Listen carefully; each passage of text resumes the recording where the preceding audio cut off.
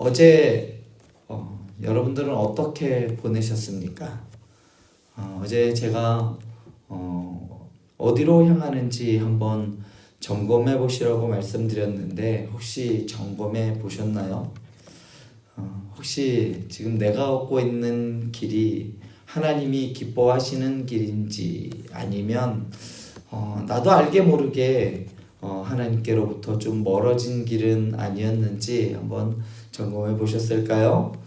어제랑 이어서 비슷하지만 오늘 우리는 함께 반드시 돌아가야 할 길에 대해 다시 한번 생각해 보려고 합니다.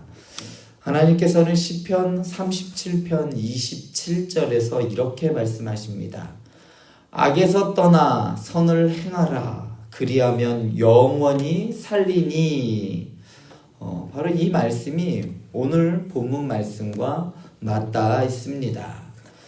우리는 어디에서 어디로 떠나야 할지 분명히 알고 있습니다. 우리는 악에서 떠나 선으로 가야 한다라는 걸 잘 알고 있습니다. 고3 수험생이 서울대 가는 법을 모를까요? 모르지 않습니다. 모든 학생은 다 알고 있습니다. 열심히 공부하면 잠잘 거 다 자지 않고 하루에 1시간, 2시간 자고 열심히 공부하면 다 갑니다. 그런데 안 가는 이유는 그렇게 하기 힘들기 때문이죠. 우리가 신앙생활 어떻게 해야 되는지 잘 알고 있습니다. 그런데 그게 하루하루 살아가는 게 참 쉽지 않습니다. 이렇게 악에서 떠나 선으로 가야 한다라는 이것은 너무나도 단순한 명령인 것처럼 보이지만 우리의 삶 속에서 그리고 우리의 현실 속에서는 이런 얼마나 많은 유혹과 갈등과 싸움을 요구하는 말인지 모릅니다. 잠언 13장 후반부는 다시 두 부류의 사람을 대조하고 있습니다.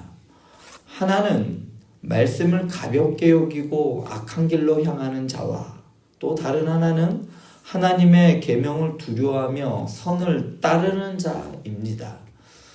오늘 13절은 우리에게 경고합니다. 말씀을 멸시하는 자는 패망을 이룬다라고 말합니다.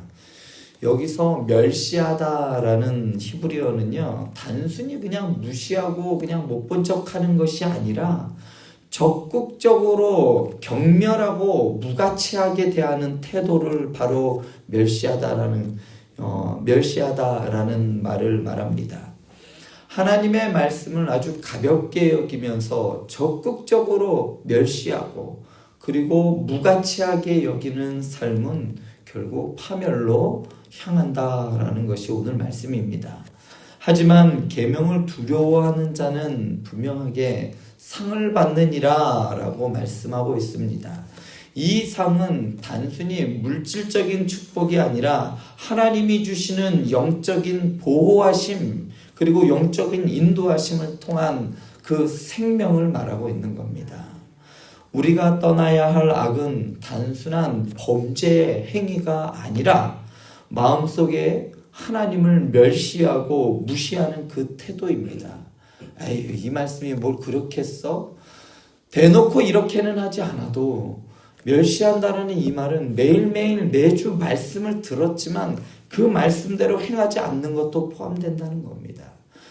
저희 아이에게 요새 우리 아이 특징이 생겼어요.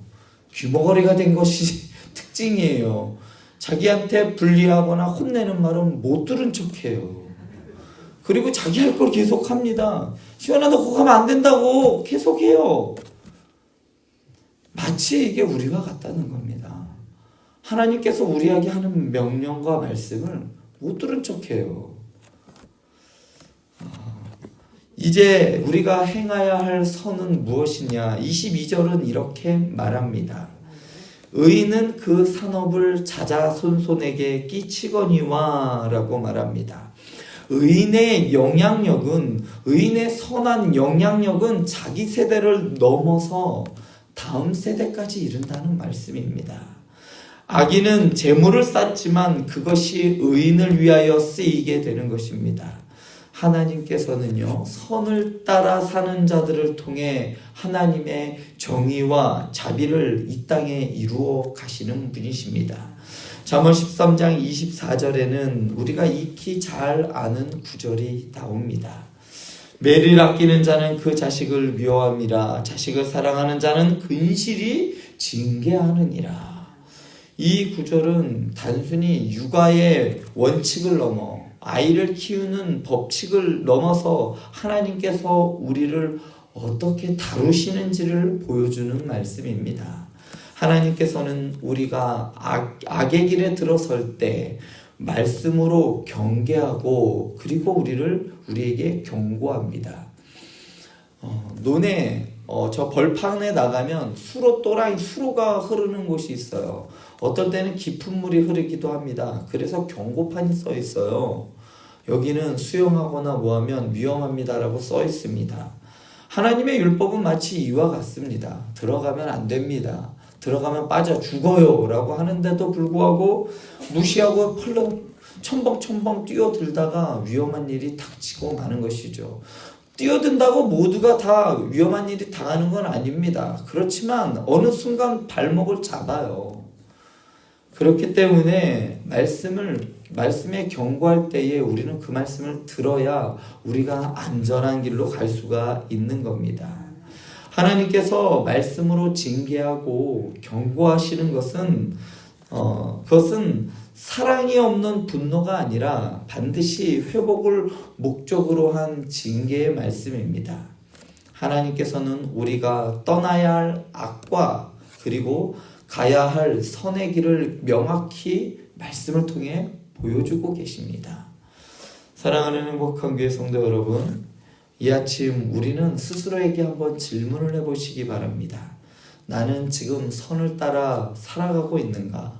하나님의 말씀을 따라 살아가고 있는가? 아니면 아직도 악의 흔적을 품고 살아가는가? 하나님께서는 단지 착하게 살아라 라고 하지 않으십니다. 우리가 착각하고 있는 것이 그래도 다른 사람에게 욕하지 않고 그래도 내가 땅에 휴지 하나 버리지 않았는데 남의 물건 훔치지 않았으니까 난 그래도 착하겠지라고 생각할 수 있습니다. 하나님께서는 단순히 그것이 아니라 그것을 넘어서 예수님을 닮아가라라고 말씀하고 계십니다. 우리의 삶의 방향성을 제시해 주셨다는 겁니다.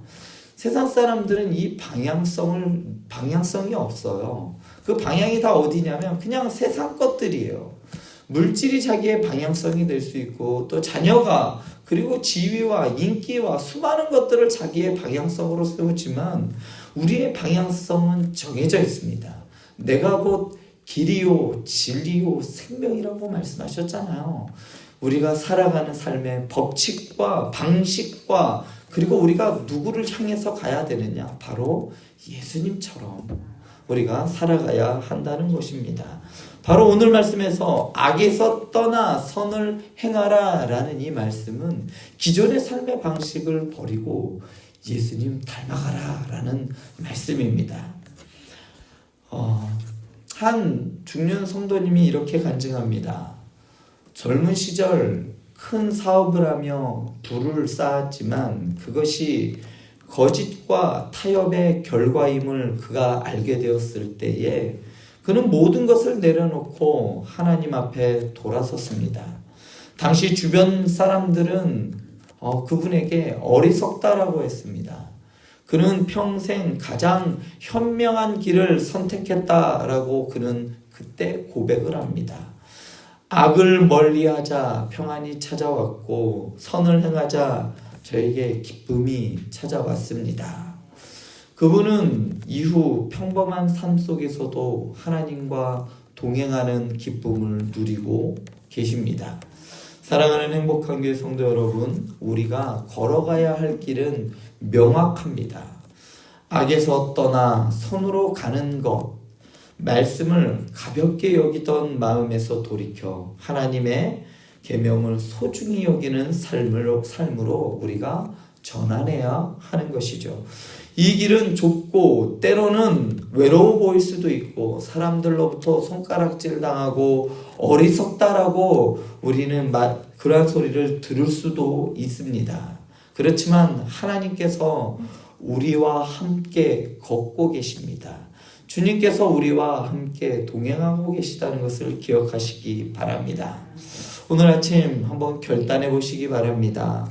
여러분들의 삶에서 지금 떠나야 할 길은 어디입니까? 그리고 오늘부터 행해야 할 선은 또 무엇이 있을까요? 아주 작고 사소해 보이더라도 그 방향의 전환이 바로 회복의 시작이 되는 것입니다. 지금 이 순간 마음으로 결단하시기 바랍니다. 주님, 제가 악에서 떠나겠습니다. 그리고 오늘 선을 행하는 자로 살아가겠습니다. 이 결단이 오늘 하루의 걸음을 그리고 인생의 방향을 바꿀 수 있는 것입니다.